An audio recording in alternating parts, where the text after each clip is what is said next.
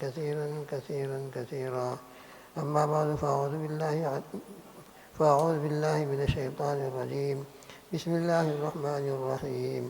ولله على الناس حج البيت من استطاع إليه سبيلا ومن كفر فإن الله غني عن العالمين. صدق الله العظيم وصدق رسوله النبي الكريم ونحن على ذلك لمن الشاهدين والشاكرين والحمد لله رب العالمين. سبحانك لا علم لنا إلا ما علمتنا إنك أنت العليم الحكيم. اللهم انفعنا بما علمتنا وعلمنا ما ينفعنا. اللهم رب زدنا علما. اللهم وفقنا وحاضرين وغائبين وجميع أمة محمد صلى الله عليه وسلم لما تحب وترضى. رب اشرح لي صدري ويسر لي أمري واحلل عقدة من لساني يفقهوا قولي. إن الله وملائكته يصلون على النبي يا أيها الذين آمنوا صلوا عليه وسلموا تسليما. اللهم صل على محمد وعلى آل محمد كما صليت على إبراهيم وعلى آل إبراهيم إنك حميد مجيد. اللهم بارك على محمد وعلى آل محمد كما باركت على إبراهيم وعلى آل إبراهيم إنك حميد مجيد. اللهم صل على سيدنا محمد وعلى آل سيدنا محمد ألف مرة بعدد كل ذرة كلما ذكره الذاكرون وكلما غفل عن ذكره الغافلون. جزا الله عنا سيدنا محمد صلى الله عليه وسلم وهو عليه وصلي على جميع الأنبياء والمرسلين وعلى ملائكة المقربين وصلي على جميع المؤمنين والمؤمنات والمسلمين والمسلمات. بزرگان محترم عزیز بھائی اور دوستوں، اللہ سبحانہ و تعالیٰ نے ہم کو جو ایمان عطا فرمایا ہے، بہت مشہور حدیث ہے، بنی الاسلام علی خمس، اسلام کی بنیاد اور اسلام کی فاؤنڈیشن 5 چیزوں پر ہے۔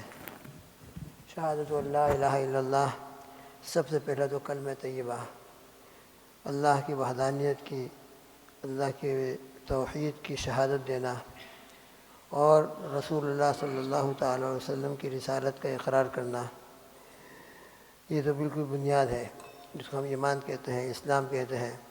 اس کے بغیر تو کوئی عمل ہی قبول نہیں ہوتا اللہ کے ہاں۔ اس کے بغیر تو کوئی بڑا سے بڑا چیریٹی میں کام کر لے، بڑے سے بڑا لوگوں کی حفاظت کے لیے، استفادے کے لیے، راحت رسانی کے لیے بڑے سے بڑا کام کر لے، لیکن ایمان نہیں ہے تو دنیا میں اللہ اس کو دے دیں گے، دنیا میں کچھ راحت دے دیں گے، دنیا کے اندر کوئی عزت دے دیں گے، لیکن آخرت کے اجر و ثواب کے لیے، جنت کے ملنے کے لیے تو ایمان شرط ہے۔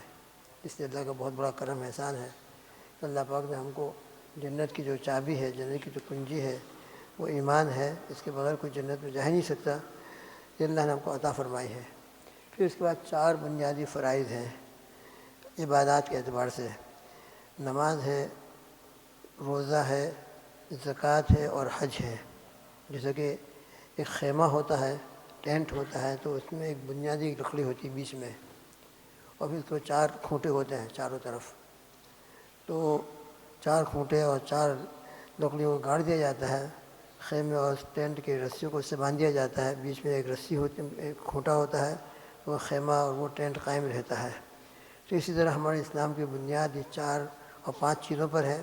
اگر یہ میری آپ کی زندگی میں ہے، جس پر جو فرض ہو رہا ہو اس کو ادا کر رہا ہو تو الحمدللہ ایمان اور اسلام ہے، اور اگر فرض ہم پر لازم ہے اس کے باوجود ادا نہیں کر رہے ہیں تو بہت خطرے میں ہے، بہت بارڈر پر ہے۔ اس میں سب سے پہلا تو نماز ہے۔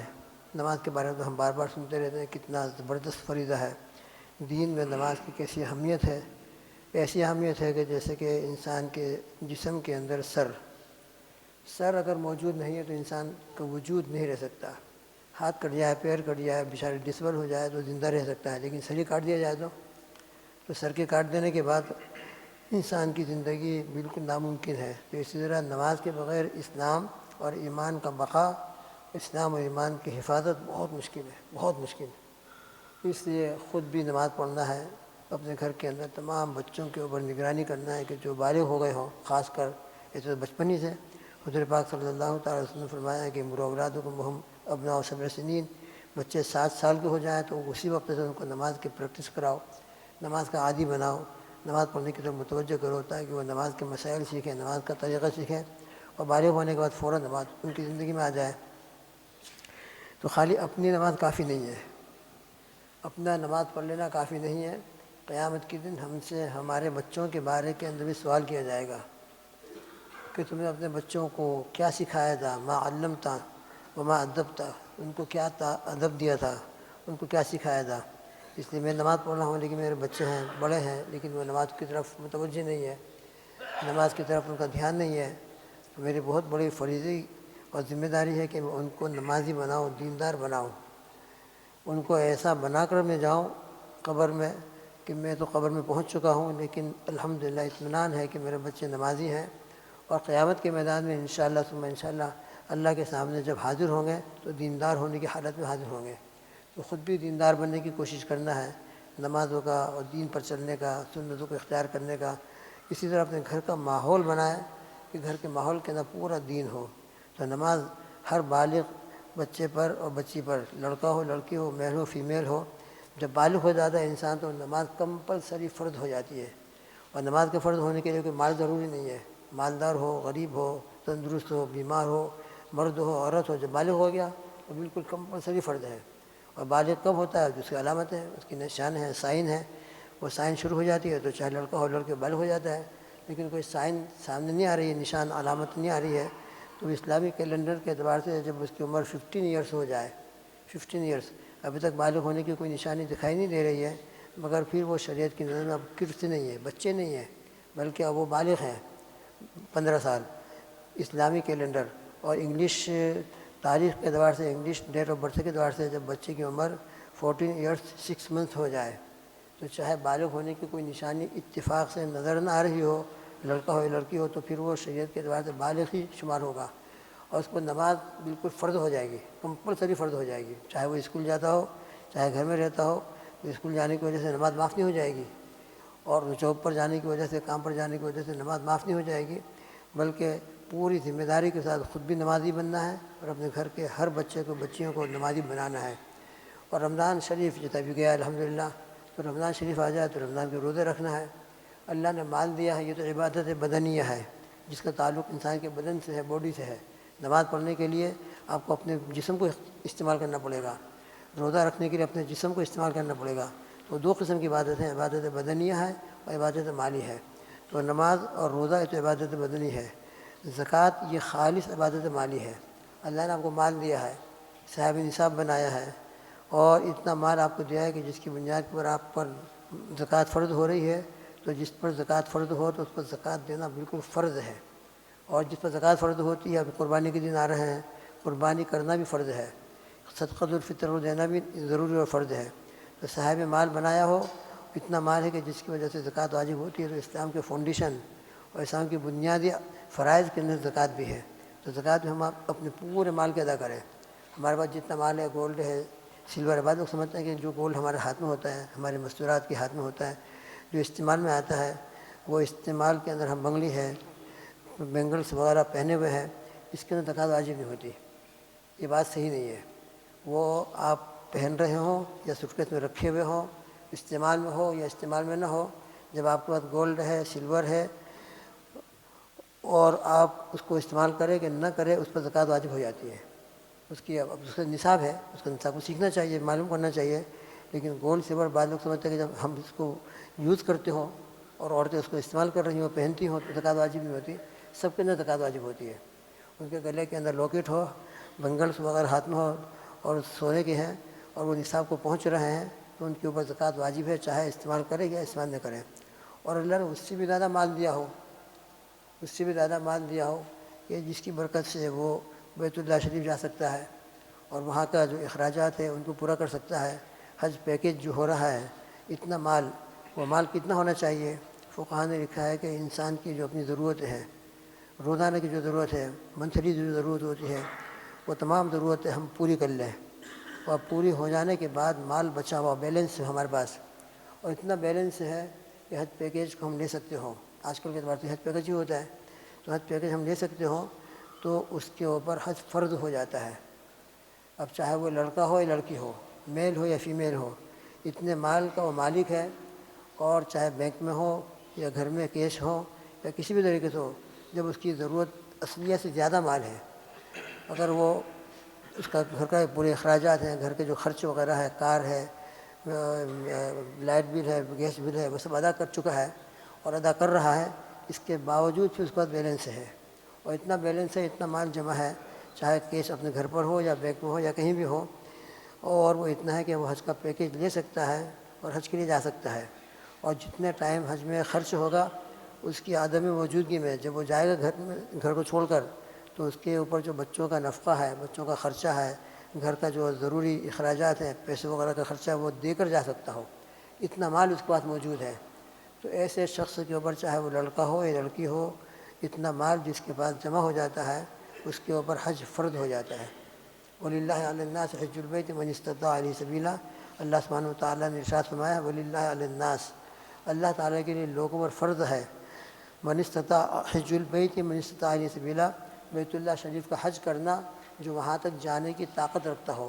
اور وہاں تک جانے کی طاقت کیا رکھتا ہو؟ حدیث میں آتا ہے، ایک شخص نے پوچھا بھی آپ صلی اللہ تعالیٰ وسلم نے، آپ صلی اللہ علیہ وسلم سے کہ وہاں تک جانے کی طاقت کس میں ہوتی ہے؟ تو آپ صلی اللہ تعالیٰ علیہ وسلم نے فرمایا من ملک زادن و راحلتن، کہ جو شخص وہاں تک جانے کے لیے سواری، آج کل فلائٹ ہوتا ہے، یا کوئی شخص بائی روڈ جا رہا ہے تو کوچ میں جا رہا ہے، جو اطراف کے رہنے والے ہوں تو فلائٹ کا ٹکٹ ہے یا کوچ کی ٹکٹ ہے، یا پھر آج کل کے اعتبار سے حج کا پیکیج ہے پورا کا پورا، اس کے بغیر ہم حج آج کل تو کر ہی نہیں سکتے، تو پورا حج نسک کے ذریعے سے آج کل نسک ہے، پہلے گروپ چلتا تھا، اور جو بھی طریقہ تھا، ہمارے ماحول کے اعتبار سے حج کے لیے جانے کے جو اسباب ہیں، حج کے لیے جانے کا جو طریقہ ہے، اور حج کے لیے جانے کے لیے جتنا پیکیج ہے وہ ہماری ضرورت اصلیہ سے زیادہ ہے، پورا ہمارا گھر کا کام چل رہا ہے اور پورا الگ بیلنس موجود ہے۔ تو بیلنس موجود، اس کے اندر سال گزرنا ضروری نہیں ہے، زکوٰۃ کے لیے تو سال گزرنا ضروری ہوتا ہے، حج کے لیے ابھی کسی پاس آ گیا مال، اور اتنا مال آ گیا جو اس کی ضرورت سے زیادہ ہے تو اس کو حج فرض ہو جائے گا۔ تو وہاں تک پہنچنے کی طاقت ہو، وہاں تک پہنچنے کے لیے اس کے بعد اسباب موجود ہوں تو اس کے بعد حج فرض ہو جاتا ہے۔ جس طرح نماز فرض ہوتی ہے، زکوٰۃ فرض ہوتی ہے، اور روزے فرض ہوتے ہیں، تو حج بھی جس کے پاس اتنا مال ہو فرض ہے، اور اس کے لیے حج کرنا اتنا ہی کمپلسری ضروری ہے جتنا نماز پڑھنا ضروری ہے۔ حج فرض ہونے کے باوجود جانے کے لیے کوئی رکاوٹ نہیں ہے، اگر وہ اپلائی کرتا تو ممکن تھا کہ ویزا کے لیے پیکیج مل جاتا، ہاں آپ نے پیکیج کے لیے کوشش کی، اپلائی ہوئے، یہ ہوا وہ ہوا، لیکن نام ہی نہیں آیا ڈرامے کے اندر، آپ کا نام ہے جیسے آج کل نہیں نکل رہا ہے وہ آتا رہ گیا، وہ تو معذور ہے، انسان کوشش کر رہا ہے اور کوشش کے باوجود نام نہیں نکل رہا ہے، اور اس کی وجہ سے بیچارہ آئندہ سال کے لیے وہ انتظار کر رہا ہے، وہ الگ ہے۔ لیکن جو کوشش ہی نہ کرے اور کوشش نہ کرنے کے نتیجے کے اندر حج کا فریضہ رہ جائے، تو حدیث پاک میں آتا ہے من ملک زادن و راحلتن تبلغہ الی بیت اللہ تعالی، کہ جو اتنے مال کا مالک ہو جو اس کو بیت اللہ شریف مکہ مکرمہ تک پہنچا سکتا ہو، اور اس کے باوجود بھی وہ حج نہ کرے، اس کے باوجود حج نہ کرے اور فماتا، اس کی موت آ جائے، تو حدیث پاک میں اس پر بڑی سخت وعید آئی ہے، فماتا، تو فرماتے ہیں آپ صلی اللہ علیہ وسلم، وہ ماتا نصرانین او یہودین، اب چاہے وہ کرسچن ہو کر مرے یا جوس ہو کر مرے، یہودی ہو کر مرے یا نصرانی ہو کر مرے، اس کی کوئی پرواہ نہیں، کوئی گارنٹی نہیں، ایمان پر اس کی موت آئے اس کی کوئی گارنٹی نہیں۔ حج فرض ہونے کے باوجود بھی اگر حج فرض نہیں کر رہا ہے تو اس کے ایمان پر موت آنے کی کوئی گارنٹی نہیں۔ لہٰذا دوستوں بزرگوں، نماز بھی ایسی ہی ہے، یہ بالکل ایسا ہے کہ جیسے قرآن مجید میں نماز کے بارے میں آیا ہے وَأَقِیمُوا الصَّلَاةَ وَلَا تَکُونُوا مِنَ الْمُشْرِکِینَ، کہ تم نماز قائم کرو اور مشرکین میں سے مت بنو۔ تو معلوم ہوتا ہے کہ نماز میری زندگی میں ہوگی تو میں شرک سے اور کفر سے بچ سکوں گا۔ حدیث میں بھی آتا ہے من ترک الصلاۃ متعمدا فقد کفر، کہ جس نے جان بوجھ کر بغیر کسی شرعی عذر کے نماز قضا کر دی، نماز چھوڑ دی، فقط کفر، وہ کافر ہو گیا۔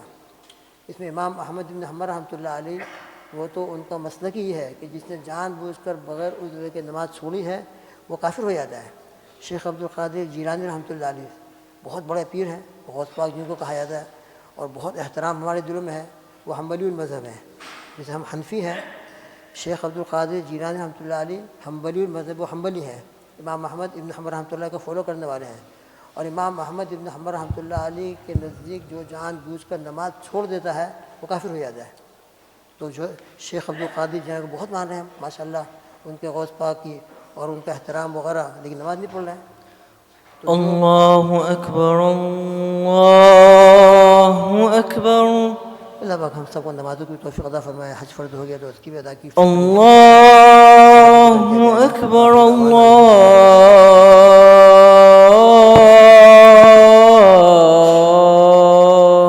اکبر۔ أشهد أن لا إله إلا الله.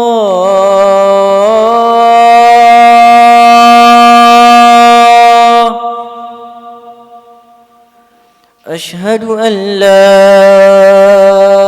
إله إلا الله.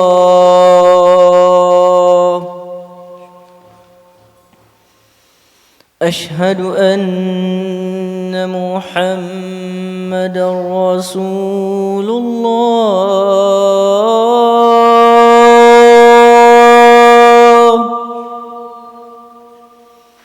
أشهد أن محمدًا رسول الله.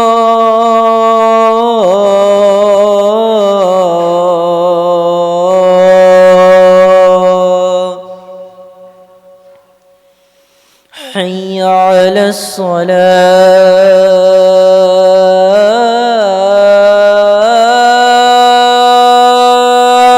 الصلاة. حي على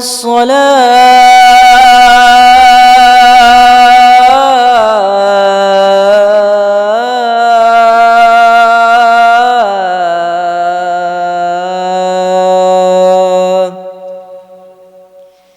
حي على الفلاح.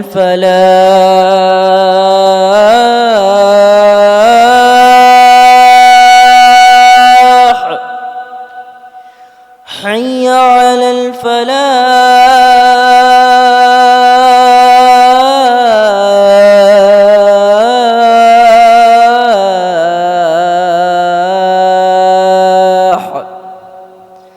الله أكبر الله أكبر. لا إله إلا الله.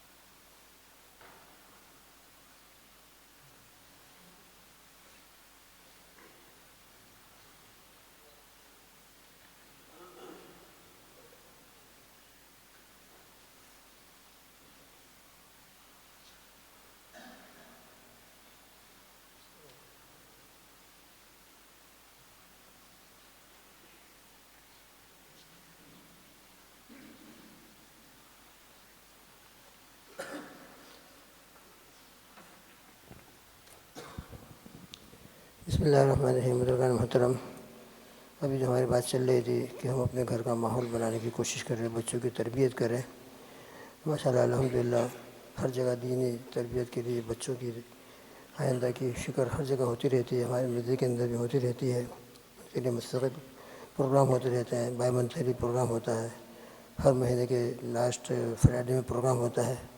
ہم اپنے بچوں کو ان پروگرام کے اندر شریک کرنے کے لیے کہیں اور پھر خود بھی شرکت کرے اور کوشش کرے کہ ان پروگرام میں شرکت کرنے کے بعد دینی ماحول میں آنے کی کوشش کرے تاکہ دین ہماری زندگی میں آئے. ہم اللہ کو پہچانیں، آخرت کی فکر کریں، موت کی فکر کریں. تو اسی سلسلے کے اندر انشاءاللہ ہمارا بائی منتھلی تربیتی پروگرام آئندہ کل سیٹرڈے انشاءاللہ عصر کے بعد ہوگا.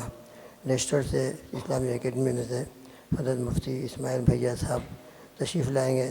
انگلش کے اندر بیان ہوگا. لہٰذا تمام ہمارے بھائیوں سے گزارش ہے کہ ضرور خود بھی شرکت کریں، بچوں کو بھی شرکت کرنے کی جگہ ہے اور دوسروں کو بھی دعوت دیں تاکہ اتنی دور سے آ رہے ہیں، قربانی دے کر آ رہے ہیں اور یہاں پروگرام رکھا جاتا ہے اسی مقصد کے لیے. لہٰذا اس سے ہم فائدہ اٹھائیں اور فائدہ اٹھا کر اپنی زندگیوں کو بدلنے کی، اپنی زندگیوں میں دین کو لانے کی اور دینی ماحول پیدا کرنے کی کوشش کریں. لہٰذا تمام بھائیوں سے گزارش ہے کہ کل عصر کے بعد، عصر 6:45 کو ہے، عصر کے بعد انشاءاللہ اس میں شرکت کریں. اور دوسرا اعلان یہ ہے کہ حج کے سلسلے کے اندر جو بات چل رہی تھی، ہمارے بلک بند مرکز کے اندر جو لوگ حج کے لیے جانے والے ہیں ان کے لیے 25، 26، 27 اپریل آئندہ نیکسٹ فرائیڈے یہ 3 دن حج کا جوڑ رکھا گیا ہے بلک بند مرکز میں. انشاءاللہ عصر کی نماز کے بعد، جمعہ کے دن عصر کی نماز کے بعد سے شروع ہوگا اور سنڈے 12 بجے تک تقریباً ظہر سے پہلے دعا ہو جائے گی.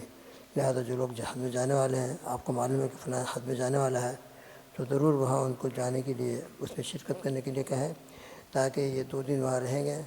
وہاں کے مذاکروں کے اندر اور حج کے فضائل مسائل وغیرہ کچھ سنیں گے، سیکھیں گے تو یہ حج کا فریضہ اور حج کا سفر انشاءاللہ آسان بھی ہوگا اور مکمل بھی ہوگا. اس لیے جو لوگ جانے والے ہیں ضرور اس میں شرکت کرنے کی کوشش کریں. آپ کو معلوم ہو کہ یہاں موجود نہیں تو ان کو دعوت دیں کہ وہ اس جوڑ کے اندر شرکت کریں. آئندہ 25، 26، 27 اپریل، فرائیڈے، سیٹرڈے، سنڈے انشاءاللہ. اللہ تعالیٰ تمام پروگرام کو قبول فرمائے اور ہماری ہدایت کے فیصلے فرمائے.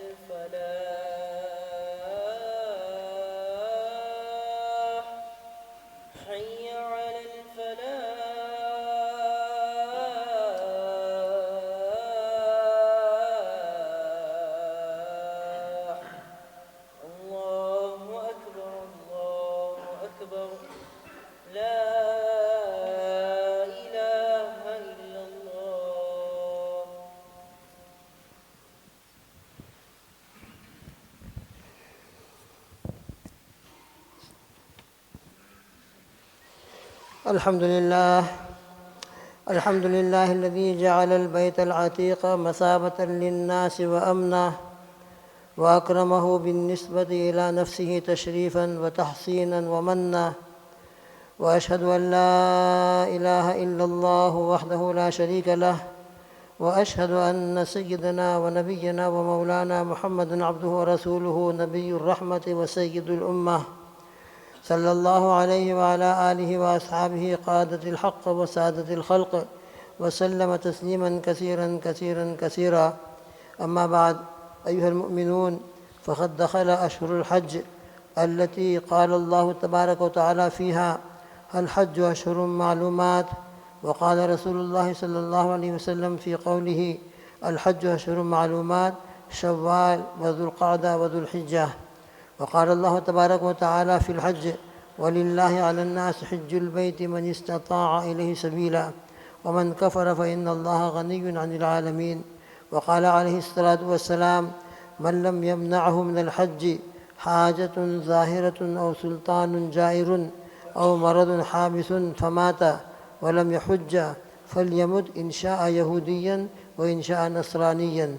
وقال عليه الصلاة والسلام: من حج لله فلم يرفث ولم يفسق رجع كيوم ولدته أمه.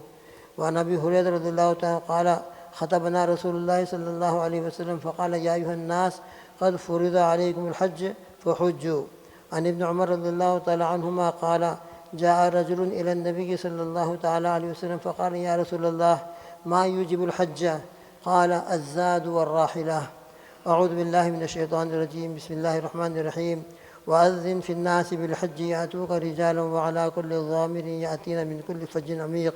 بارك الله لي ولكم في القرآن العظيم، ونفعني وإياكم بالآيات والذكر الحكيم. إنه تعالى جواد كريم ملك بر رؤوف رحيم، فاستغفروه إنه هو الغفور الرحيم.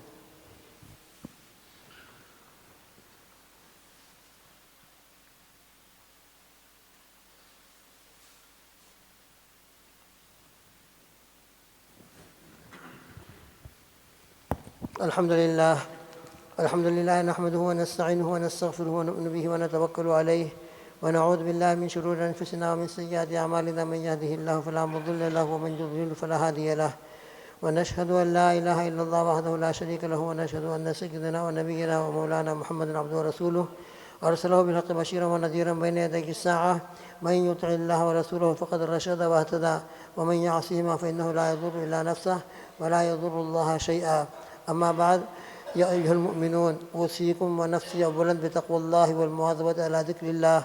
ألا خير الكلام كلام الله، وأحسن الهدي هدي محمد صلى الله تعالى عليه وسلم، وخير الأمور أوسطها، وشر الأمور محدثاتها، وكل محدثة بدعة. قال النبي صلى الله تعالى عليه وسلم: من صلى علي واحدة صلى الله عليه عشرة. أعوذ بالله من الشيطان الرجيم. إن الله وملائكته يصلون على النبي يا أيها الذين آمنوا صلوا عليه وسلموا تسليما. اللهم صل على محمد وعلى آل محمد كما صليت على إبراهيم وعلى آل إبراهيم إنك حميد مجيد. اللهم بارك على محمد وعلى آل محمد كما باركت على إبراهيم وعلى آل إبراهيم إنك حميد مجيد. اللهم صل على محمد عبدك ورسولك، وصل على المؤمنين والمؤمنات والمسلمين والمسلمات، وبارك على محمد وأزواجه وذرياته أجمعين.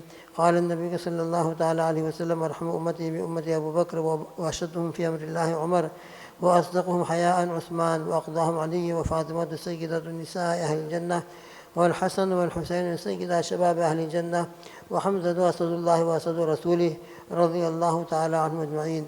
اللهم اغفر للعباس وولده مغفرة ظاهرة وباطنة لا تغادر ذنبا.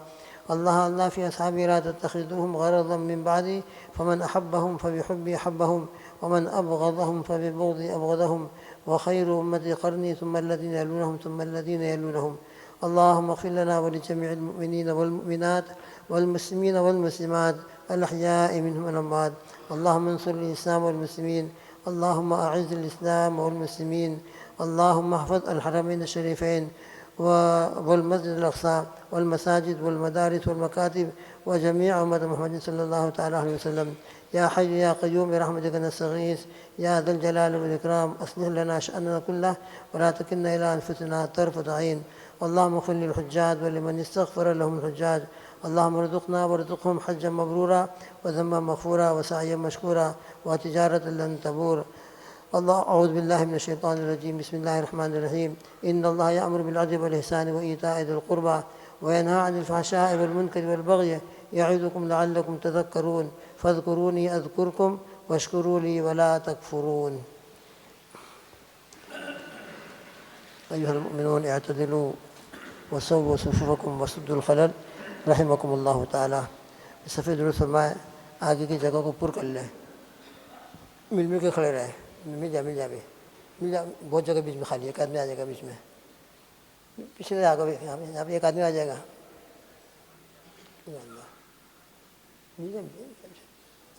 کندھے سے کندھا ملا لے، کندھے سے پیچھے سے آ جائے، آج جگہ ہو جائے گی، آرام سے ہو جائے گی.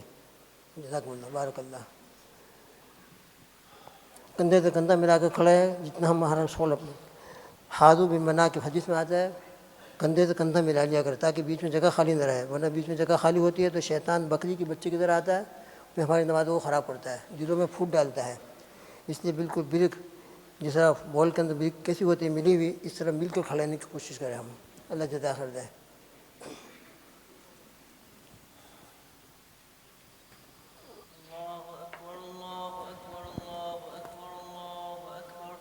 أشهد أن لا إله إلا الله، أشهد أن لا إله إلا الله، أشهد أن محمدا رسول الله، أشهد أن محمدا رسول الله.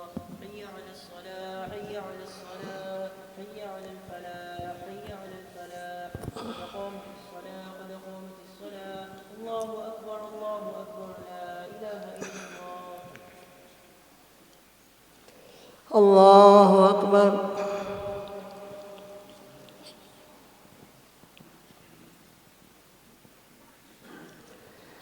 الحمد لله رب العالمين الرحمن الرحيم مالك يوم الدين إياك نعبد وإياك نستعين اهدنا الصراط المستقيم صراط الذين أنعمت عليهم غير المغضوب عليهم ولا الضالين.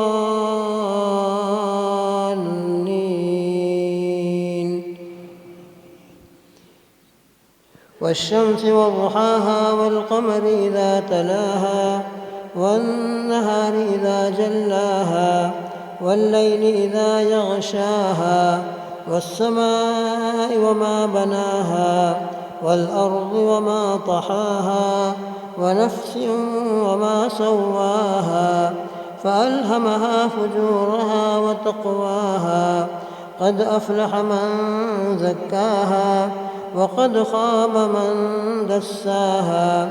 كذبت ثمود بطغواها إذ انبعث أشقاها فقال لهم رسول الله ناقة الله وسقياها فكذبوه فعقروها فدمدم عليهم ربهم بذنبهم فسواها ولا يخاف عقباها. الله أكبر.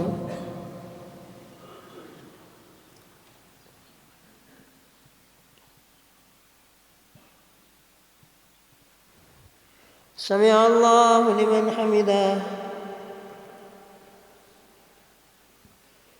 الله أكبر.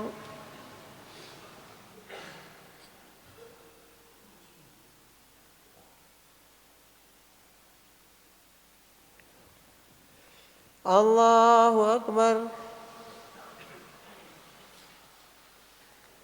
الله أكبر.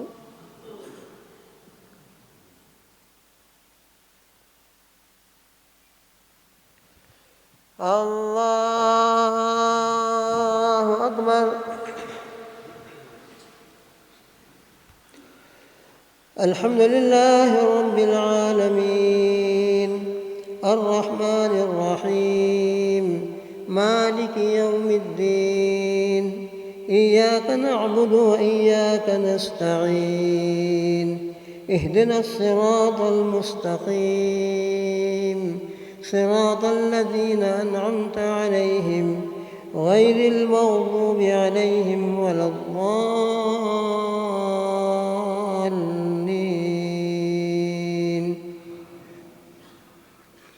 والتين والزيتون وطور سينين وهذا البلد الأمين لقد خلقنا الإنسان في أحسن تقويم ثم رددناه أسفل سافلين إلا الذين آمنوا وعملوا الصالحات فلهم أجر غير ممنون فما يكذبك بعد بالدين أليس الله بأحكم الحاكمين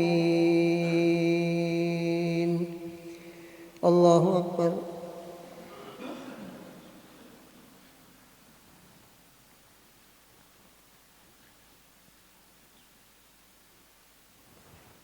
سمع الله لمن حمده الله أكبر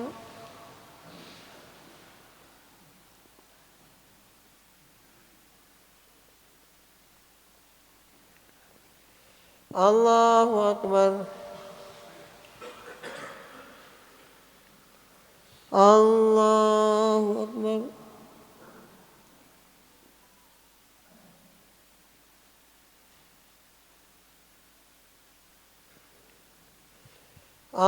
الله أكبر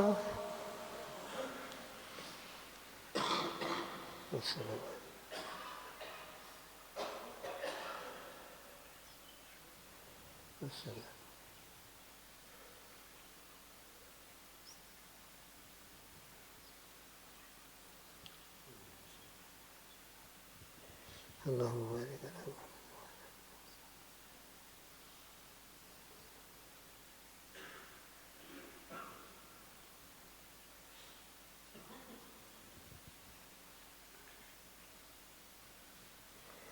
السلام عليكم ورحمة الله.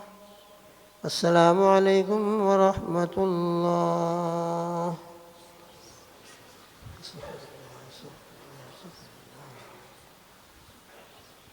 بسم الله الرحمن الرحيم. لا إله إلا الله وحده لا شريك له له الملك وله الحمد لله على كل شيء قدير. اللهم إنا نسألك بأننا نشهد أنك أنت لا إله إلا أنت الأحد الصمد الذي لم يلد ولم يولد ولم يكن له كفوا أحد. اللهم صل على محمد وعلى آل محمد ألف مرة بعدد كل ما ذكره ذاكرون وكل ما غفر عن ذكر غافلون. ربنا آتنا في الدنيا حسنة وفي الآخرة حسنة وقنا عذاب النار وادخلنا الجنة مع الأبرار يا عزيز يا غفار. اللهم إنا نسألك رضاك والجنة ونعوذ بك من غضبك وسخطك والنار. اللهم اغفر لنا واغفر جميع أمة محمد صلى الله عليه وسلم. اللهم ارحمنا وارحم جميع أمة محمد صلى الله عليه وسلم. اللهم فرج عنا وفرج عن جميع. اللهم انصر الإسلام والمسلمين. اللهم أعز الإسلام والمسلمين خاصة في فلسطين وفي لبنان وغيرها من الأماكن. اللهم احفظهم من بين أيديهم ومن خلفهم وعن أيمانهم وعن شمائلهم. اے اللہ ہم سب گناہوں کو معاف فرما. ہم تمام کو پکا اور سچا مومن بننے کی توفیق عطا فرما. ہماری زندگی میں نماز بھی زندہ ہو، تمام فرائض زندہ ہو جائے. جن پر حج فرض ہو رہا ہے وہ اپنے حج کی ادا کرنے کی فکر کرنے والے ہو جائے. اے اللہ تمام کو پوری دین پر پوری شریعت پر عمل کرنے کی توفیق عطا فرما. دین و شریعت کا سنتوں کا اہتمام اور احترام ہمارے دلوں میں پیدا فرما.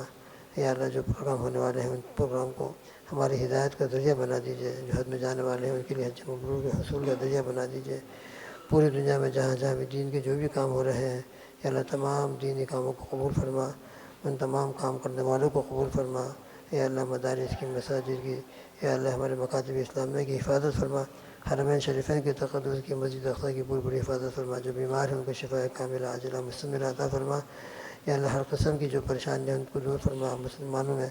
یا اللہ جو بیچارے جس لائن سے پریشان ہو یا اللہ ان کی پریشانی کو دور فرما. سب سے اللہ فکر ہمارے دین اور ہماری زندگی میں دین آ جائے اس کی فکر ہے. یا اللہ ہم تمام کو دین کی اور دین پر عمل کرنے کی فکر کی توفیق عطا فرما.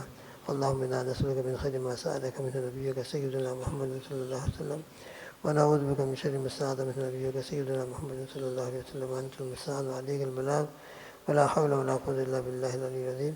اللهم اغفر لنا ولوالدينا ولأساتذتنا ولمشايخنا ولجميع المؤمنين والمؤمنات والمسلمين والمسلمات الأحياء منهم والأموات.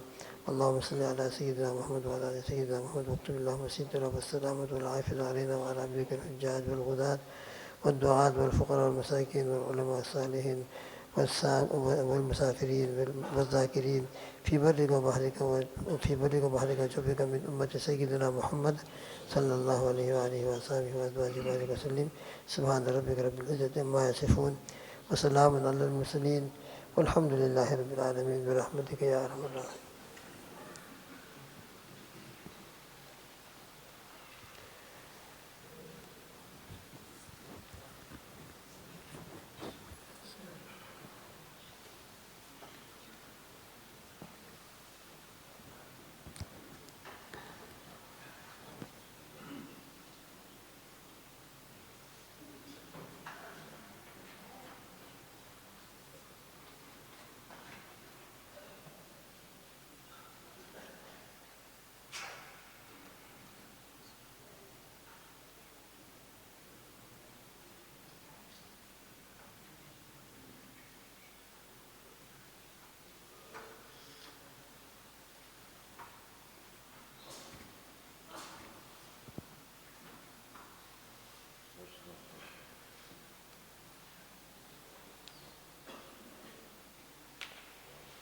لا إله إلا الله.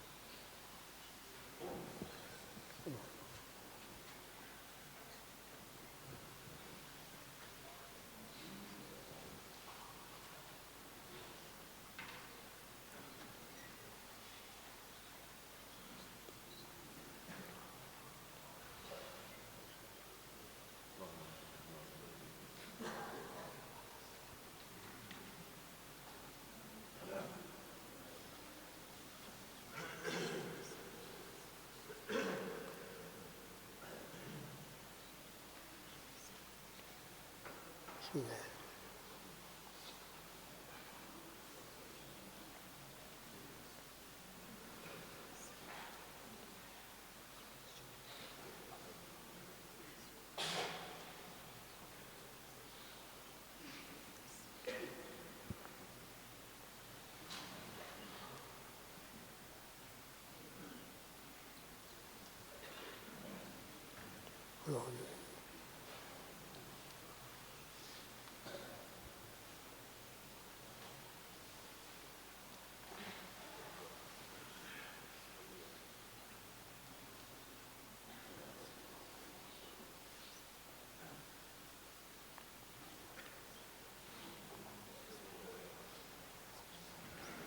بسم الله الرحمن